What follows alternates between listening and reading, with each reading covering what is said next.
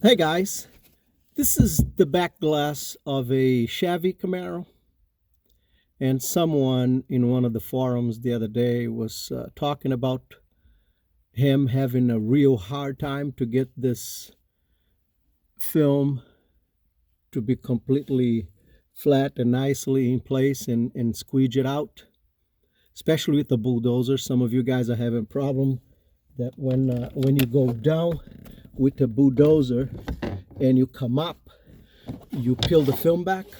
Well, I'm gonna show you a very little simple trick that helps me with a difficult glass like this, where the back lid is so close to the glass that it's really easy to peel the tint when you're coming back. Okay, so here's what I do. I go all the way in and I release the bulldozer.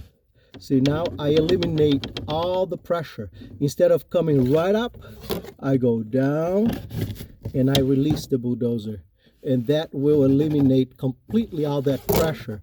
Because what happens is, if I go down now and I come back with this bulldozer, I will peel the film coming back, and you don't want that. It would be a pain in the ass to fix that. So go down, let the bulldozer hang, and then bring it back. Okay, I hope that will help you guys out there. Bye bye.